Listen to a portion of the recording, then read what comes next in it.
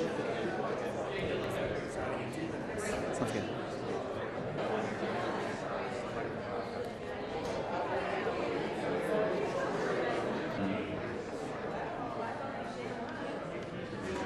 Everyone, we're about to get started, so if you would please quiet down. So welcome to the Freethought Festival. We are brought to you by all of these wonderful sponsors that deserve to be mentioned. My friend Phil Ferguson with Polaris Financial Planning and the Secular Student Alliance, the Freedom from Religion Foundation, the United Coalition of Reason. Most of these people you can find out in a table outside either today or tomorrow. And also for those of you who are Twitter savvy, please use the FTF1 tag when you're tweeting about us. So for those who don't know, the festival is brought to you also by the Madison Coalition of Reason, which is an alliance of about 7 local free-thinking groups from the Madison area. So I thought it might be appropriate to start with some principles that we generally agree upon in this coalition. You might say that our purpose is to unite the foes of clericalism, dishonesty, hypocrisy, and to unite the friends of truth, uprightness, and honesty. By such a union, we intend to erect a firm bulwark against the pernicious system of church, sect, and clerical domination. All our authority rests in our members, men and women alike, who have equal rights. Our foundation shall be reason and the great teachings of nature and history. Our purpose is not the subjection of human beings to an external authority or a book, but the exact opposite of that. Their mental and moral freedom, their independence and individuality in thought, will, decision, and action. We have no dogmas or decrees fixed for time, but only fundamental principles and general views of the world, which are always subject to continual clarification. So those words might seem like they were written by one of the so-called new atheists like Richard Dawkins or Sam Harris, but you might be surprised to learn that the guy who actually wrote that is this guy, Edward Schroeder, and he wrote these words in 1851. And he wrote them actually in Milwaukee, Wisconsin.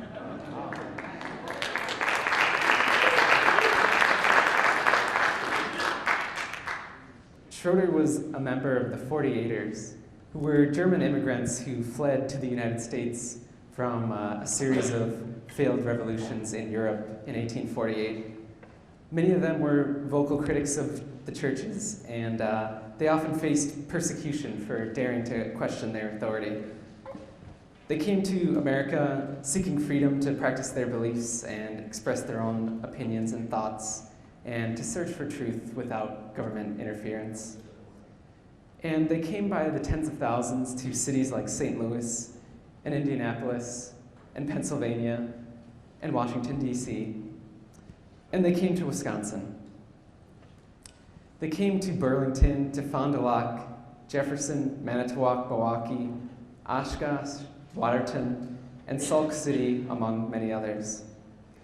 By the way, the oldest continuously operating free thought organization in the United States was the Free Congregation of Sauk City, founded in 1852, which is still active today, and actually some of their members are here with us. Everywhere they went, these German freethinkers formed community groups, which they called Freie Gemeinden. Excuse my German, but it means free congregations.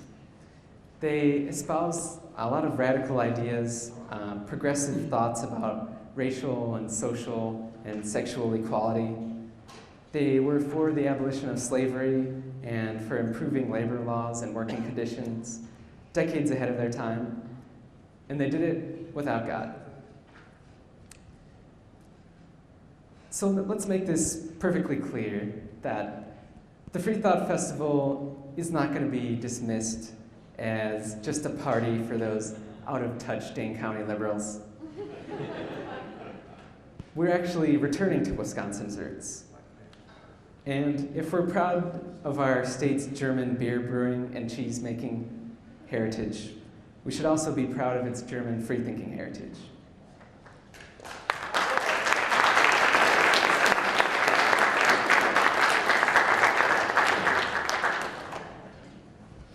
So we are here to celebrate science and reason and equality and free thought. And these are not atheist values, but human values. These are the values that made our state great in 1848. And with your help, free thought will rise again in the state of Wisconsin. And I would like to invite Mike to the stage to introduce our first speaker, who happens to be my favorite speaker.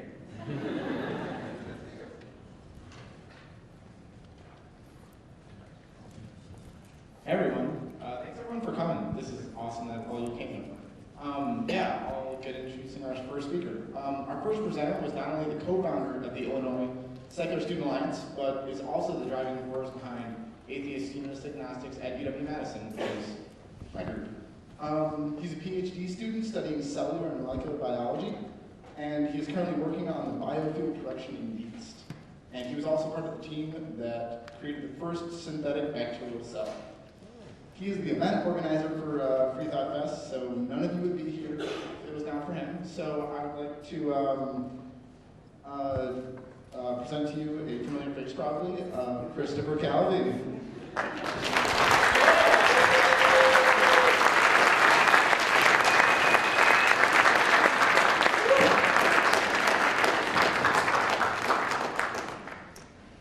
Thanks, Mike. So I want to tell you some of my thoughts that surround the issues of morality at the beginning of human life. Or if you prefer my alternate title, I got 99 embryos, but a person ain't one.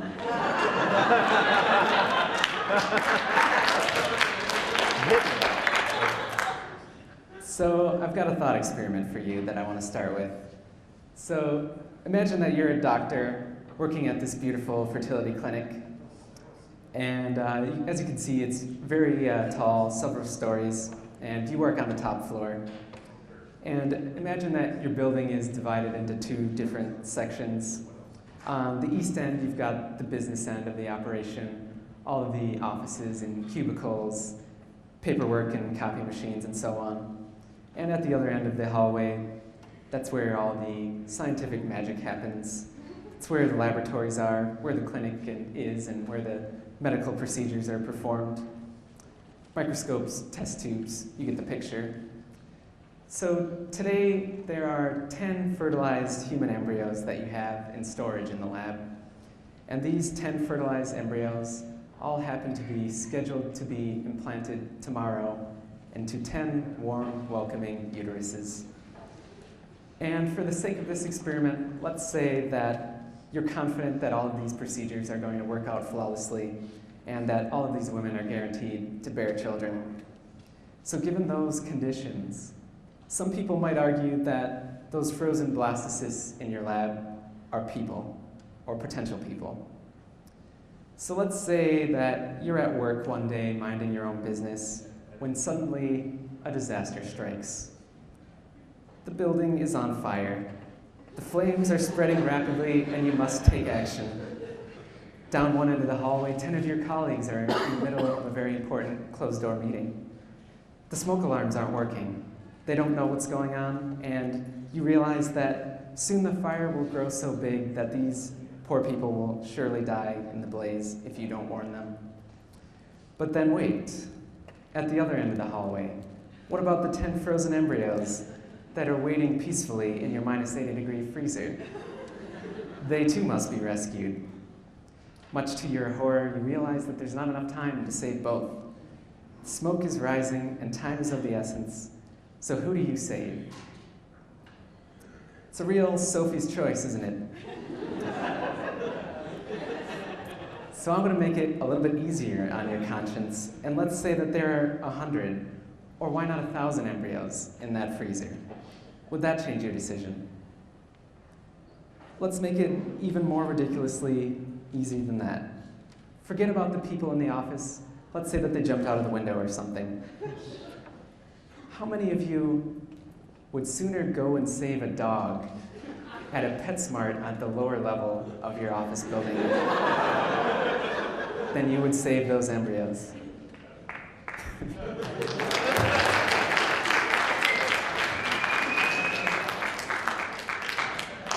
I, for one, would save the dogs, and I don't even like dogs. But according to certain pro-life viewpoints, human life begins at the moment of conception, and all human life is sacred.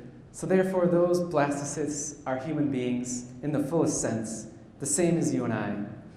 But yet Christians have a really hard time answering this thought experiment, because they've made a claim about the universe, which is that the life of a human embryo is equal to your life or to my life.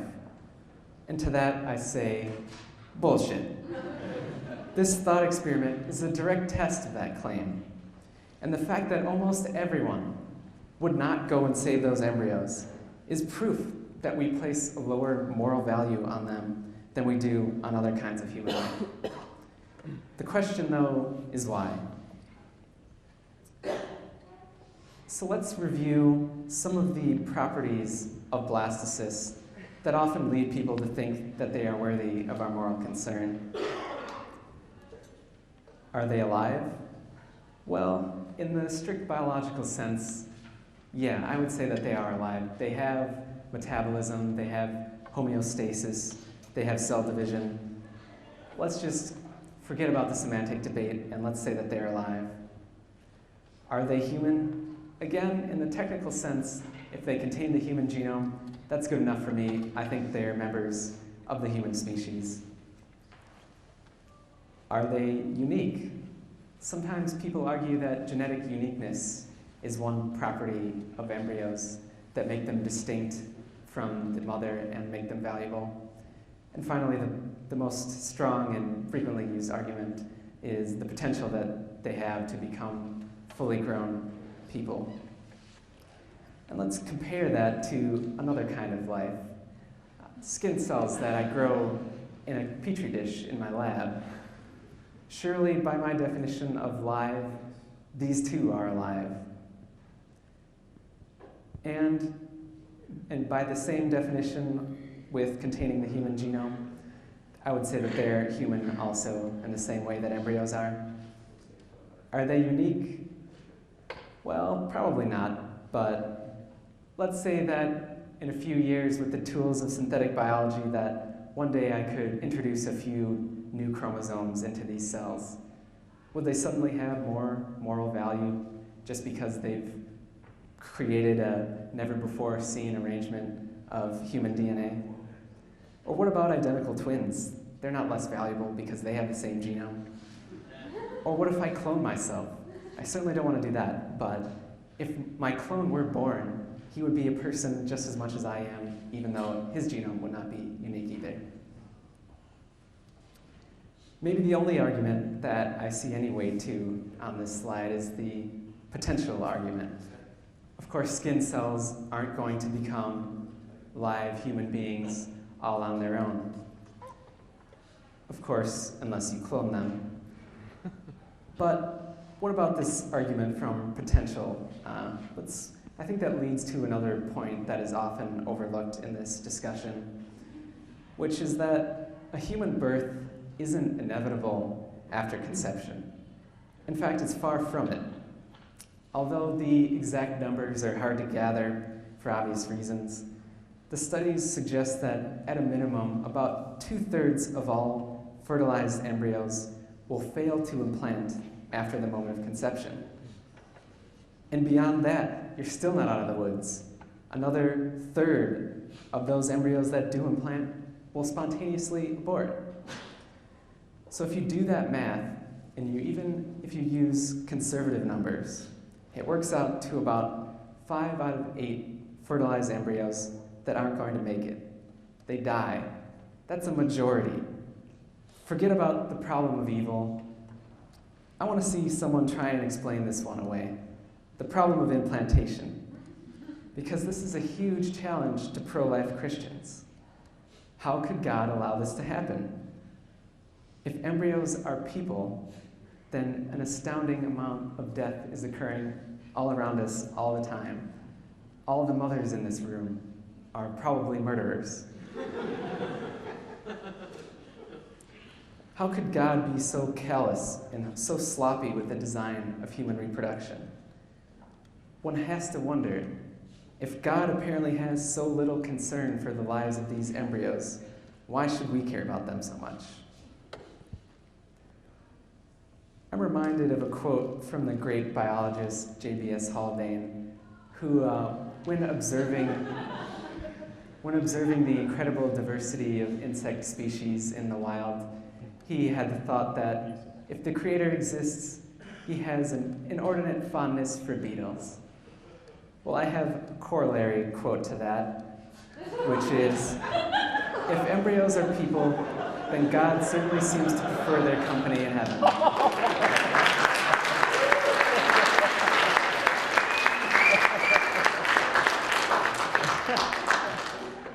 Of course, maybe they get to be adults in heaven. That's assuming they get into heaven at all. How do we know? When a woman gets her period, should we be baptizing that just in case? These are important questions that theologians need to start investigating. But back to the topic at hand. If blastocysts aren't worthy of our moral concern, as I argue, then the question becomes, when do you draw the line? So let's make a very scientific graph of the human life cycle of reproduction on the x-axis, and on the y-axis, an axis of personhood, ranging from totally a person to definitely not a person. So there are definitely certain kinds of reproductive acts that definitely don't involve people. And there are certain stages in the human life cycle where most people can agree that it definitely is a person. But the problem is that no matter where you draw that line, whether it's at 3 months or 4 months or 5 months, or wherever you personally draw it, the line feels totally arbitrary. How could you say that on the first day of the 4th month, the fetus becomes a person, but on the last day and the last hour of the 3rd month before that, it's not a person at all? How can that transition into full personhood happen so abruptly? And how can you defend that position when really nothing is fundamentally different between those two embryos only a day apart? And this problem reminds me a lot of the story of Loki's wager. In Norse mythology, Loki was a trickster god, and one day he made a bet with some dwarves. And the condition of that bet was that if Loki were to lose, the dwarves were able to take his head as a prize. And sure enough, Loki does lose the bet. But when the dwarves come to collect their prize, don't mess with Grumpy. They get into an argument, because although Loki admits that he lost the bet, and he admits that the dwarves totally have a full right to take his head, he insists that they have no right to take any part of his neck. And so they argue on and on about where to draw that line between when Loki's head ends and where his neck begins. And since they can't come to a consensus on when the head ends and the neck begins, Loki ends up keeping his neck and his head. So I think surely we can agree, though, that as you move further away from your face, you're slowly going from something which is definitely your head towards something which is definitely your neck. There seems to be some sort of continuum going on. And I think that's a pretty good analogy for the question of human life. So one way to solve the line problem at a first approximation is just admitting that in human development, embryos increase in value over time. I think that human development in the womb is obviously a continuum, and it should be treated that way morally. So let's take a look at what I mean by seeing the continuum of embryos developing. And as I show you these pictures, consider what properties you think it takes to make a fully formed human being and a person worthy of concern. Skipping already to week 3, there's already the development of a notochord, a primitive structure that leads to the spinal cord eventually. At week 4, there's a heart tube, which will actually start beating on its own. At week 5 is PZ's favorite pharyngulus stage, where a lot of significant rearrangement of the body plan is going on. At week 6, you can clearly see that there are limb buds, and most of the organs have begun to develop. At week 7, there are eyes, and early structures of the brain have begun to form.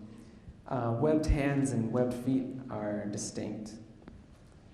And by week 8, more of that lower brain anatomy is being built. And you've got eyes, you've got a beating heart, you've got all of the organs formed, or at least started to form. And this is all within the first trimester. It's all done, all of this by week 8. So let's pause for a moment there. And I want you to consider whether you think this makes you uncomfortable about having an abortion at this stage. I won't ask you to raise your hands, but I wonder how many of you think that it would be immoral to end the life of an embryo that is this much developed. So just think for yourself, is this embryo worthy of your moral concern? And if you think it is, get out of here. It was a mouse the whole time. And if you thought those embryos were worthy of your moral concern, you better be a vegetarian. And I really think that you shouldn't be fooled by these pro-life arguments which highlight important sounding milestones in human development. Because the truth is that all animals, and definitely all mammals, go through the same developmental process. And if there's something valuable about a human embryo at such a primitive stage, it's hard to argue that we can't assign a similar value to other animal embryos. So PZ gets all the laughs for this one, but here's a pro-life billboard, and it says, "Face it, I had my eyes, ears, and a tongue at 28 days from conception." Well, that would be a more accurate billboard.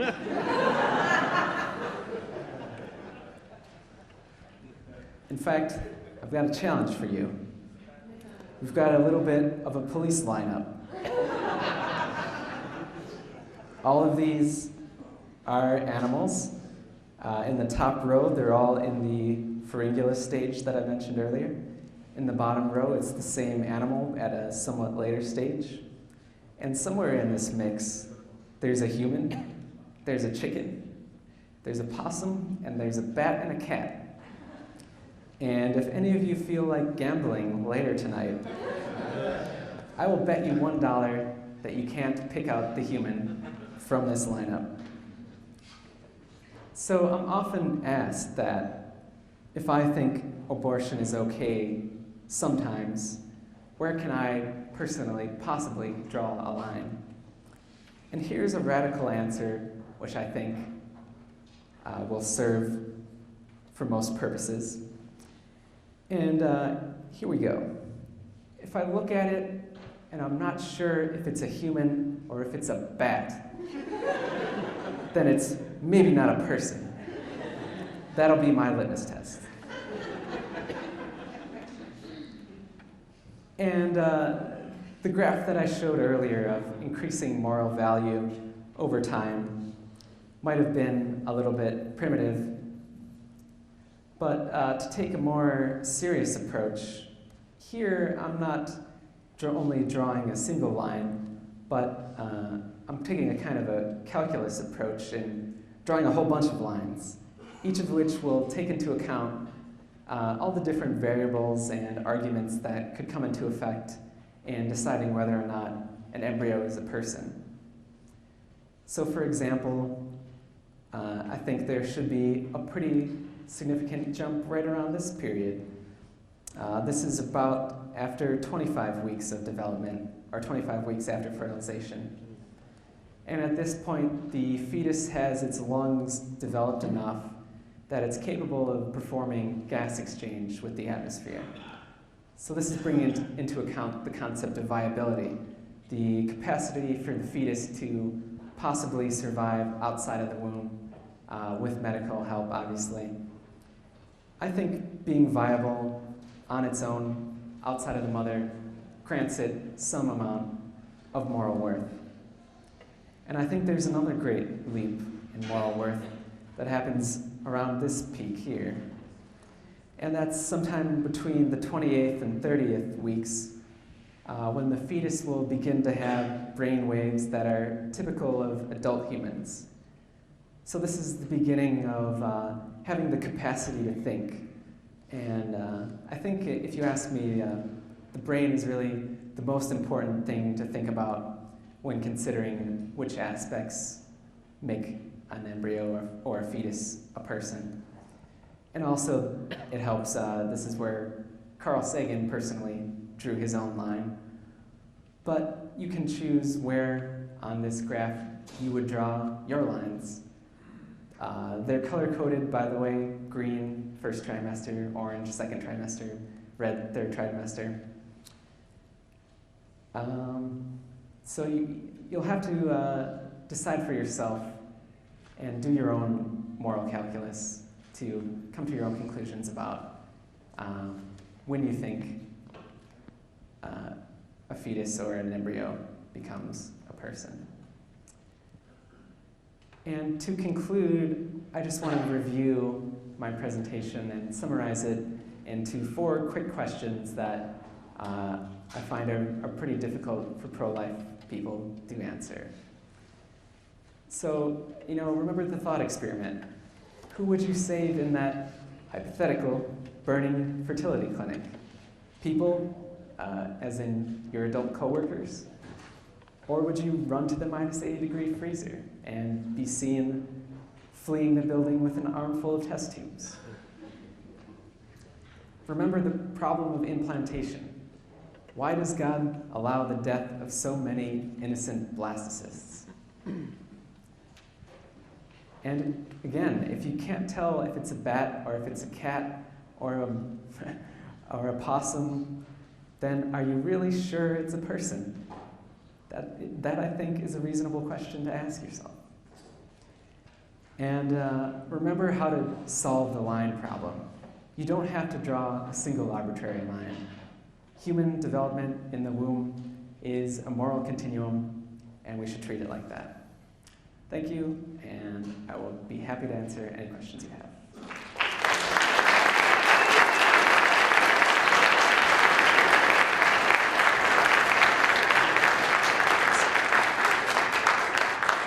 Everyone, if you want to do a Q&A, we'll start a line over here.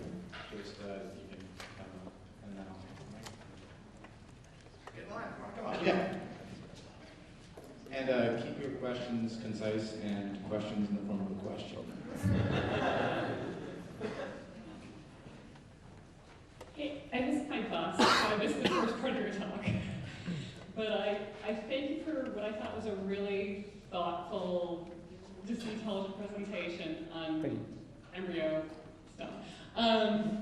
Here's what I tend to struggle with as someone speaking to pro-lifers. So if I am, say, 6 weeks pregnant and have a miscarriage, I want to have the emotional ability to say, I lost my baby, right? So when you argue that embryonic life has different stances, I'm pro-life all the way, but what do you say about emotional desires and their relationship to life?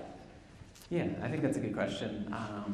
I think it's, I'm taking my approach is, 10 miles away thinking about this question of... No, absolutely, and I approve of it, absolutely. Yeah. So, I'll never know the experience of having a pregnancy and like what that is like to go with. But I think that, the best answer to what you're getting at is, even if you have a miscarriage in the first trimester, even though I don't think has a lot of moral worth, it doesn't mean that your own thoughts about what's going on inside you aren't different. In your own mind, you've built up this idea of being pregnant, and maybe you've bought nursery items and clothes and stuff, and so you have this plan that you're going to have a kid. So I totally understand that it would be devastating if you would have a miscarriage, even if it's early on.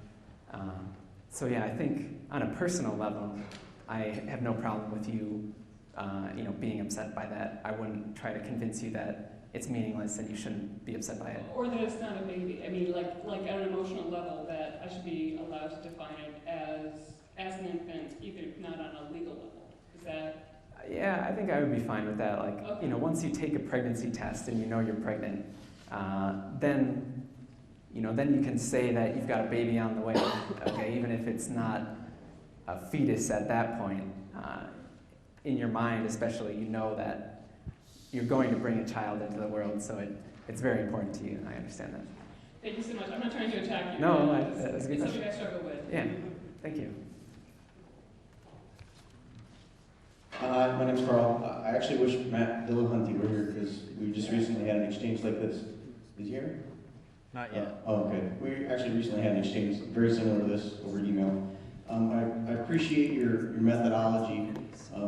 I like to use that same sort of thing to challenge.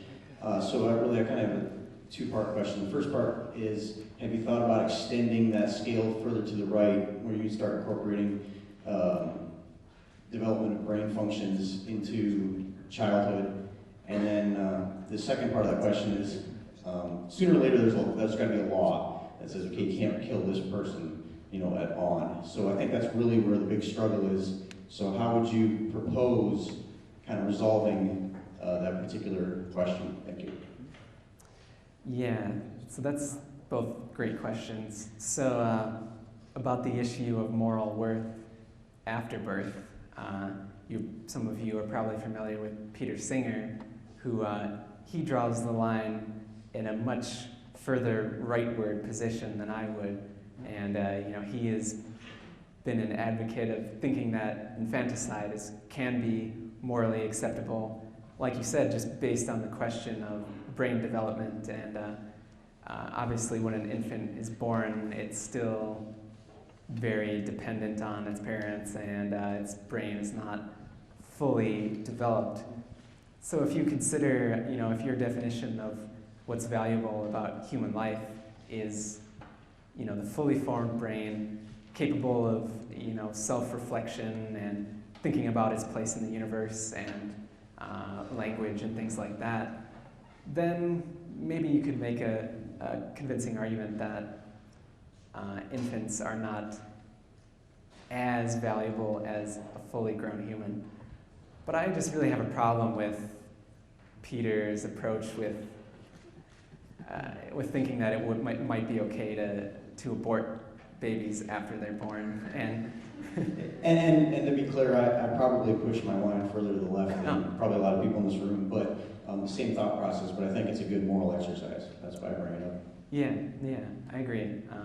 And I might not be giving Peter Singer a fair shake. You should ask him if you want to get good arguments from that. Then the other question you had about where to draw the line legally, you'll notice that I didn't go there because I don't want to go there. I'm not sure that my opinions are the ones that should be made into law, but you're right that legally speaking, you do have to draw some kinds of lines. And when you're thinking about Roe v. Wade, the line that they really chose was the one I mentioned about viability. And I think that's a pretty pragmatic approach, just because, when it's not viable, it can't survive outside the womb, so you can bring in the arguments of bodily integrity for the woman and things like that. But after it can survive, then you can start saying that, well, just take it out of you if you don't want it anymore, but don't kill it. But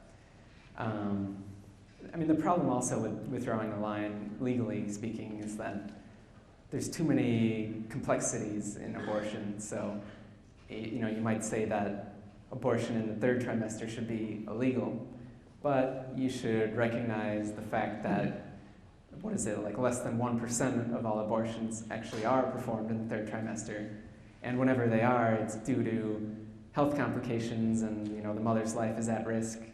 And it's never an elective abortion in the third trimester. So, that's the tricky issue with laws, is trying to take into account all of the intricacies and situations that could be occurring. But, thank you. Thanks. I also enjoyed your presentation. I've kind of a question about the viability issue then. I'm curious, you kind of briefly mentioned prenatal care or medical interventions. In your view, how is the idea of personhood going to be affected by perhaps more advanced medical interventions, where you can have a fetus that couldn't, wasn't viable, say, 5 years ago, or even a year from now, but the artificial womb, or things like that? Yeah, that's a great question. You're exactly right about that. That's the problem I have with the people who choose to draw one line, and they choose to draw that one line at viability, because seems to be a really arbitrary place to draw it, because it's a moving goalpost. 50 years ago, we didn't have the kind of incubator technology that we have today, so a lot of what we would consider viable or premature babies, they just wouldn't survive at that point. And it seems like if you want to have a sound moral argument for when you should consider where human life begins, it seems troublesome to have it dependent so much on technology, like you said, that it's going to change. And 100 years from now, we might have real synthetic wombs where you could grow a blastocyst in an artificial womb. And would that make all abortions then illegal? It's a tricky subject for those who want to use viability. But I think I'm actually out of time, so I'm going to kick myself off stage. And thanks for listening.